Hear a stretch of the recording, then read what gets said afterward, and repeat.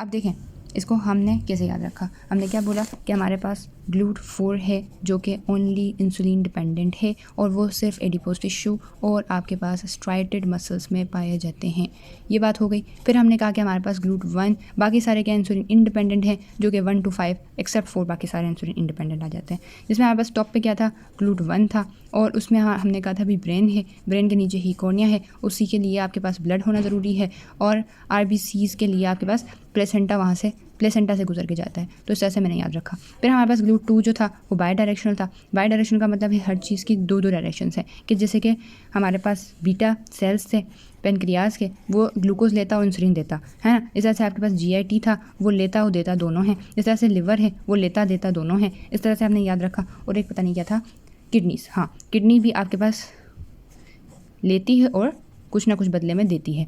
ठीक है ना, ये चीज़ हो गई। इसके बाद आपके पास GLUT3 जो हमने कहा था कि भाई आपके पास जो ब्रेन है ना वो बहुत हाइपर फंक्शनिंग है, तो इस वजह से उसको और भी चैनल्स चाहिए। ठीक है, तो सिर्फ ब्रेन के पास GLUT1 नहीं है बल्कि 3 भी है। इस वजह से प्लेसेंटा के पास 1 नहीं है, 3 भी है।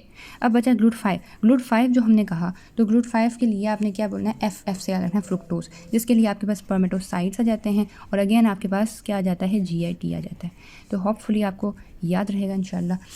ठीक है, उसके बाद क्या है हमारे पास, जो ये ग्लूकोज ट्रांसपोर्ट 1 है वो क्या है, सोडियम ग्लूकोज को ट्रांसपोर्टर्स हैं। ये किडनी और स्मॉल इंटेस्टाइन में पाए जाते हैं। ये भी इंसुलिन इंडिपेंडेंट है। अब ये आपने याद रखना है ताकि जब आप ड्रग्स पढ़ो तो आपको याद रहे। Brain prefers glucose but may use ketone bodies. अब ब्रेन प्रेफर करता है कि भाई ग्लूकोज ही चाहिए, लेकिन कीटोन बॉडीज़ से भी वो काम चला लेता है जब उसे स्टारवेशन कंडीशन मिलती है। तो वो समझता है यार ग्लूकोज तो नहीं मिल रहा, चलो कीटोन बॉडीज़ से काम कर लो। तो याद रखिएगा glucose is a preferable option for brain, लेकिन कीटोन बॉडीज़ एक सेकेंड ऑप्शन होता है। लेकिन RBCs के लिए सिर्फ ग्लूकोज चाहिए। As they lack mitochondria for aerobic metabolism, तो उससे कीटोन बॉडीज़ काम की नहीं है। उसके बाद कोई भाई माइटोकॉन्ड्रिया नहीं है जिसमें बैठ के वो पूरी अपनी साइकिल चलाए और कीटोन बॉडीज़ अपने ग्लूकोज को निकाले, ऐसा नहीं होता। लेकिन ब्रेन के पास ये ऑप्शन है कि वो कीटोन बॉडीज़ से ग्लूकोज पैदा करके और अपने लिए उसे यूटिलाइज करते। ठीक है, अब इसने याद करने के लिए लिखा हुआ है कि इंसुलिन इंडिपेंडेंट ग्लूकोज कौन से हैं।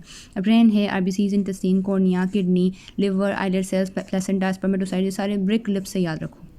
ठीक है ना, ब्रिक लिप्स है brain, RBC, intestine, cornea, kidney, break हो गया। फिर लिप्स में क्या है, liver, islets of beta cells या बीटा सेल्स, आइलेट सेल्स जो भी हैं, प्लेसेंटा, स्पर्मेटोसाइट्स। तो जैसे मुझे समझ आता है, जैसे हमने याद रखा है बहुत आसान होगा। ऐसे तो जिसको जो आसान लगे वैसे याद रख ले। ठीक है।